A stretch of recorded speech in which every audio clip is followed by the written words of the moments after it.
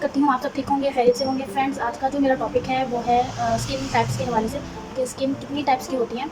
तो चलिए स्टार्ट करते हैं। तो बेसिकली स्किन जो सी होती है ज़्यादातर नॉर्मल, ड्राई और कॉम्बिनेशन होती है। तो हमें कैसे पता चलेगा नॉर्मल स्किन कौन सी है, ड्राई स्किन कौन सी है, कॉम्बिनेशन स्किन कौन सी है?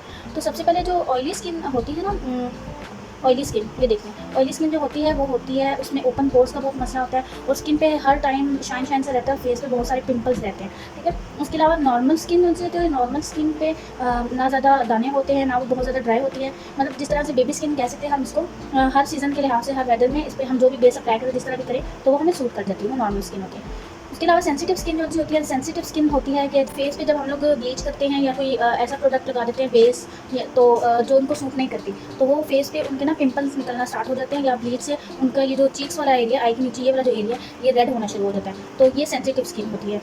उसके अलावा ड्राई स्किन जो होती है, ड्राई स्किन पे पैचेस से होते हैं और मतलब होंठों के जो कॉर्नर होते हैं, नोज़ के कॉर्नर्स होते हैं, ये जो नोज़ के कॉर्नर्स यहाँ पे और ये लिप्स के कॉर्नर जो होते हैं, ये ड्राई होते हैं। यहाँ पे वाइट वाइट सफेदी रहती है। मतलब जब तक आप कोई मॉइस्चराइज़र ना लगाओ तब तक ये आपका ना स्किन ठीक नहीं होती। और कॉम्बिनेशन स्किन जो होती है, कॉम्बिनेशन स्किन ऐसी होती है, ये इसमें ड्राई और ऑयली दोनों मिक्स होती हैं। तो वो हमें कैसे पता चलेगा कि ये कॉम्बिनेशन स्किन है?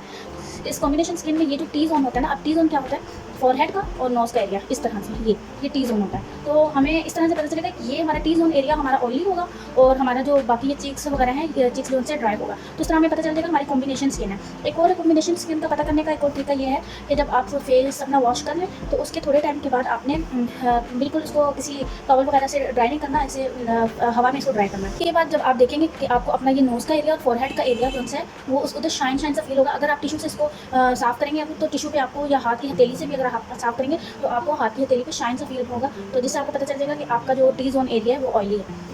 इसी तरह ऑयली स्किन का भी यही होता है कि अगर हमने इसको देखना ऑयली स्किन कैसी है, तो आप देखिए जब आप सुबह उठेंगे तो आपके फेस पे ऑयल आया होगा वॉश करने से पहले, जब आप देखेंगे और आपके पोर्स ओपन होंगे, ठीक है। तो आप जब देखेंगे आपके फेस पे बहुत ज़्यादा ऑयल आया हुआ है, शाइन्स है बहुत ज़्यादा, तो इसका मतलब आपकी स्किन ऑयली है।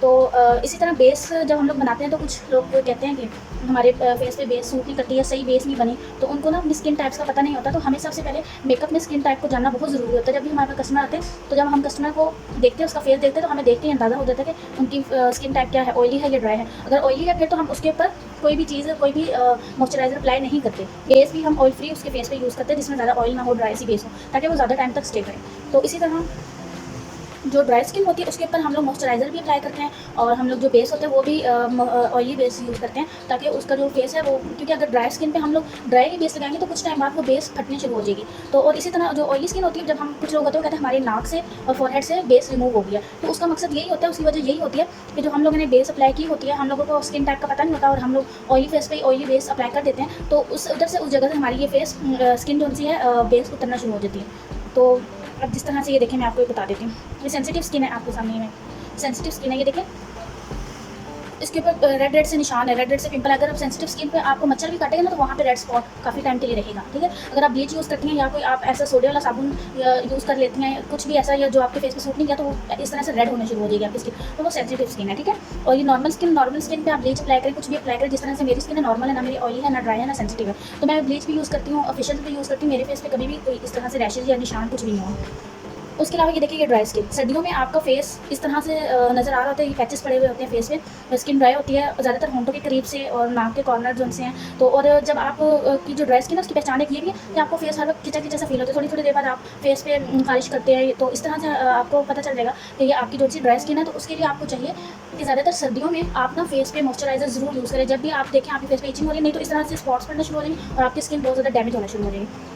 ऑयली स्किन होती है, ये देखिए ये नोज़ के ऊपर से किस तरह से पोर्स ओपन हुए हैं, पैचेस पड़े हुए हैं और स्किन बहुत ज़्यादा शाइन दे रही है, ठीक है। ये देखिए, ये स्किन बहुत ज़्यादा शाइन दे रही है और पैचेस बहुत ज़्यादा वो नोज़ के ऊपर पोर्स बहुत ज़्यादा ओपन है, तो ये ऑयली स्किन है। और अब ये देखें, अब ये कॉम्बिनेशन स्किन है। कॉम्बिनेशन स्किन में अभी मैंने जैसे आपको बताया कि टी एरिया ऑयली होता है और चीक्स ड्राई होते हैं, या बाद दफ़ा ऐसा भी होता है कि जो हमारा टी एरिया वो ड्राई होता है और चीक्स ऑयली होते हैं, लेकिन ये बहुत कम होता है। ज़्यादातर टी जोन जो होता है हमारा, टी जोन वो ऑयली होता है। तरह से हम लोगों को पता चलेगा कि हमारी स्किन किस तरह से ऑयली है या ड्राई है, तो उसके मुताबिक हम लोगों को मेकअप अप्लाई करना चाहिए। इसी तरह स्किन टाइप के हिसाब से ही हमें फेशियल अप्लाई करना चाहिए। जो ऑयली स्किन होती है उसके ऊपर हम लोग स्क्रबिंग ज़्यादा करते हैं, मतलब जब फेशियल में होता है ना मसाज, क्लींजर, मसाज और स्क्रब, तो जो ऑयली स्किन होती है उसके ऊपर हम लोग क्लींजर करते हैं, मसाज करते हैं और स्क्रब ज़्यादा करते हैं, ताकि जो स्क्रब है वो हमारे फेस से ऑयल को खींचे।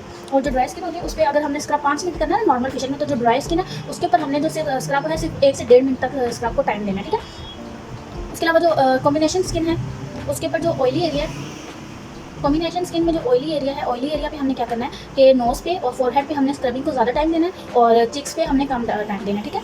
उसके अलावा नॉर्मल स्किन पे तो आप स्क्रबिंग करें, जैसे मर्जी करें, क्लींजिंग करें, उसका कोई इशू नहीं होता। सेंसिटिव जो स्किन होती है, सेंसिटिव स्किन का ये तरीका है कि जो हमारा आई के नीचे वाला एरिया होता है, जो हमारे ये देखें आई के नीचे वाला ये वाला एरिया, ये जो एरिया है ना, तो यहाँ पे हम लोगों ने स्क्रबिंग बहुत कम करनी है, क्योंकि अगर, और यहाँ पे बिल्कुल हल्के हाथ से हमने मसाज और फेशियल और क्लींजर करना होता है, क्योंकि अगर हम लोग यहाँ पे ज़्यादा स्क्रबिंग करेंगे, ये जो एरिया होता है सेंसिटिव स्किन का बहुत ज़्यादा सेंसिटिव होता है, तो अगर हम यहाँ पे करेंगे तो ये ना जगह रेड हो जाएगी। और कोशिश करेंगे जो सेंसिटिव स्किन है उसमें ब्लीच अवॉइड करें। तो फ्रेंड्स, ये थी आज की मेरी वीडियो।